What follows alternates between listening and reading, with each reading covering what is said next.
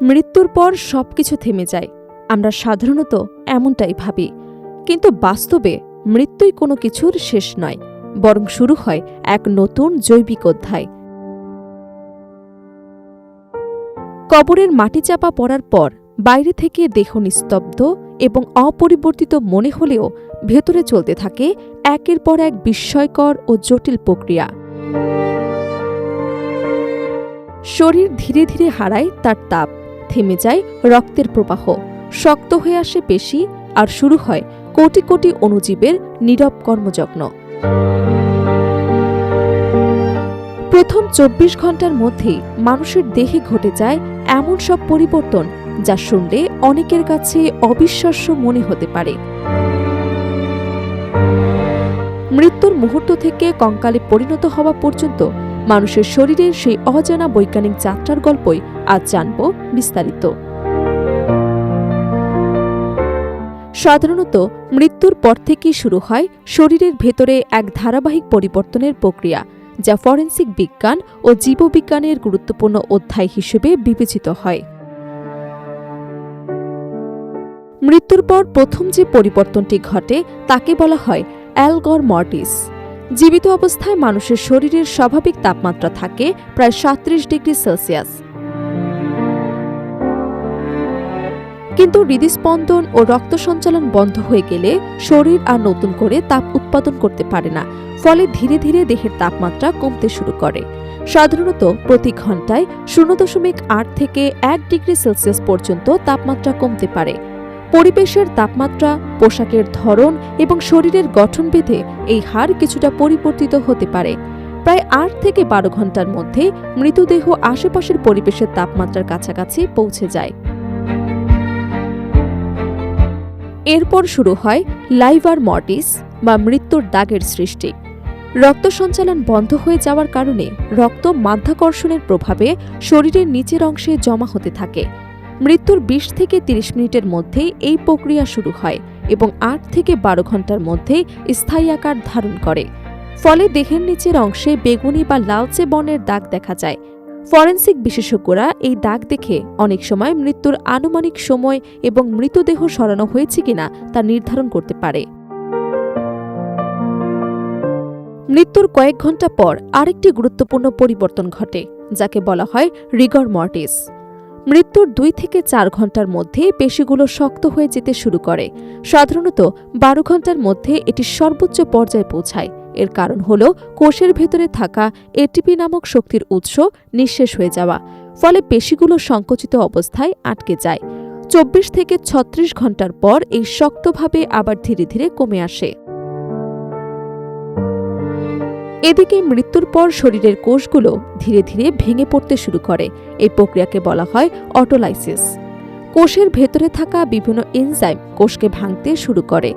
বিশেষ করে মস্তিষ্ক, যকৃৎ ও পাকস্থলীর মতো অঙ্গগুলোতে এই পরিবর্তন দ্রুত দেখা যায়। বাইরে থেকে দেহ প্রায় অপরিবর্তিত মনে হলেও ভেতরে তখন শুরু হয়ে যায় কোষ ধ্বংসের প্রক্রিয়া। মৃত্যুর কয়েক ঘন্টা পর শুরু হয় শরীরের সবচেয়ে গুরুত্বপূর্ণ পরিবর্তনগুলোর একটি, পিউট্রিফ্যাকশন বা পচন।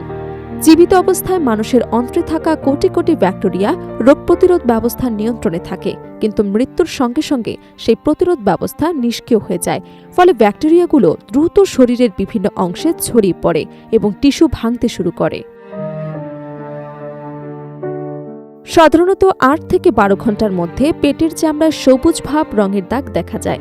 প্রথমে নাভির আশেপাশে এই পরিবর্তন শুরু হয়। অন্ত্রের ব্যাকটেরিয়া হিমোগ্লোবিন ভেঙে বিভিন্ন রাসায়নিক পদার্থ তৈরি করে, যার ফলে এই সবুজ বর্ণের সৃষ্টি হয়। ফরেনসিক তদন্তে এটিকে মৃত্যুর সময় নির্ধারণের একটি গুরুত্বপূর্ণ সূচক হিসেবে ধরা হয়ে থাকে। ব্যাকটেরিয়ার ক্রিয়ায় শরীরের বিভিন্ন গ্যাস তৈরি হতে থাকে। এর মধ্যে রয়েছে carbon die oxide, methane, ammonia এবং হাইড্রোজেন সালফাইড। এসব গ্যাস জমে শরীর ফুলে যেতে শুরু করে, যাকে বলা হয় ব্লোটিং। সাধারণত ১৮ থেকে ২৪ ঘন্টার মধ্যে পেট ফুলে ওঠার লক্ষণ স্পষ্ট হয়ে যায়। গ্যাসের চাপ বাড়ার কারণে নাক, মুখ বা কান দিয়ে লালচে বা কালো তরল বের হয়। এটিকে বলা হয় পার্সফুলেট। অনেক সময় এটিকে রক্ত মনে হলেও আসলে এটি রক্ত, পচা টিস্যু এবং বিভিন্ন জৈব তরলের মিশ্রণ।